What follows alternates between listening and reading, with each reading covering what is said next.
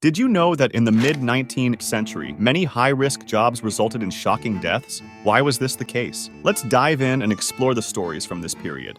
Imagining you're a 23-year-old strong guy with six-pack abs. But being from the lower class, you only get tough manual jobs. You decide to join your buddies to work on the railway construction for some extra cash, where the pay was pretty good back then, 25 pennies a day. Remember how much that girl from the match factory made? Only 10 pennies a day for a week's work of 5 shillings. Even though the pay was better, the physical labor was much harder than factory work. You guys, the railway builders, were called navvies, short for navigators, originally canal builders in the 18th and 19th centuries, later used for those in railroads, tunnels, and sewers. With steam locomotion becoming widespread in the mid-19th century, railway construction was a key part of industrialization. At its peak, 1 in every 100 people in Britain was a railway worker, with at least 250,000 people in the job. Railway construction was all about manual labor, using basic tools like picks, shovels, and gunpowder. Despite the relatively high income, the living conditions were harsh. You lived in temporary shelters by the railway, 20 men to a room, paying 1.5 cents a night for a bed, or just a penny for 5 nights on the floor. These temporary homes were hotbeds for typhoid, cholera, and dysentery, which could slow down work progress. Catching any of these diseases meant not only losing income, but also facing potentially fatal risks. As for the food, even though dining cars were available for railway workers, the options were quite limited. This resulted in infamously subpar meals for the workers back then. Working hard every day, eating poorly, and sometimes facing delayed pay can wear anyone down over time. That's why you and your mates would drink and fight to blow off steam. This behavior made you unwelcome wherever you worked on the railways. If you got hurt fighting, got drunk, or talked back to the foreman, you could even have your wages docked by the employer. Besides these issues, the most critical aspect was the high mortality rate associated with railway construction itself. Beyond the infectious diseases like cholera and dysentery mentioned earlier, many of your co-workers died in tunnel collapses and explosions. Construction projects were under tight deadlines, and for employers, completing the job was far more important than the workers' safety.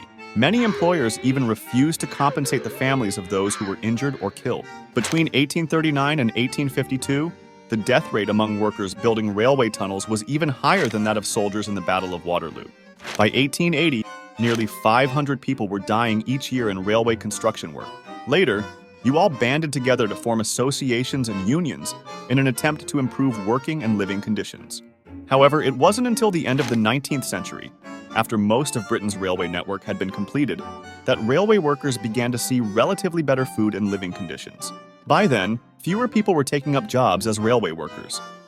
Mentioning railways naturally leads to steam locomotives, fueled by coal. During the Victorian era, coal was a crucial energy source for everything from daily life and production to transportation. Thus, the coal mining industry was of immense importance. By the mid-19th century, over 220,000 people in Britain worked in mining, including about 5,000 women and children, with the youngest being just 5 years old.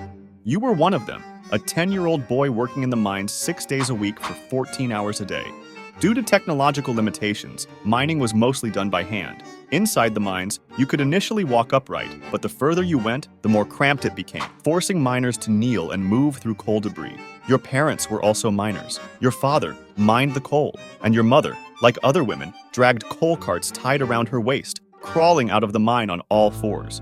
Older children worked like your mother, while younger ones sat in the dark, mechanically operating the doors for coal carts. In this tough environment, violence was rampant in many mining families, with women often beaten by their husbands for not hauling fast enough or for no reason at all. Miners' wages were also poor, paid by weight, and if the coal they mined wasn't heavy enough, they wouldn't get paid. Employers would find any reason to deduct from their wages, leaving some miners in debt after a week's work. Due to the meager wages, women sometimes went back to work a day after giving birth. The mines were prone to collapses, explosions, and floods. In 1838, a flood in a Yorkshire mine killed 26 children. The newspapers rushed to report the tragedy, but what shocked people wasn't the tough working conditions or the children's deaths, but the discovery that many women worked topless. The inhumane working conditions were beyond imagination. In 1842, the government passed a law banning women and young children from mining, though many employers still hired underage laborers in secret. Women who had worked in mines all their lives faced difficulties finding new jobs. Fortunately, as a 10-year-old child, you didn't experience a mining disaster, but others weren't so lucky. On December 12, 1866, a series of explosions triggered by methane gas at the Oaks Colliery in Yorkshire killed 361 men and boys, including rescuers. Many bodies were severely burned or dismembered, identifiable only by shirt collars and wristwatches. This disaster became the worst in English history and the second deadliest mining disaster in British history.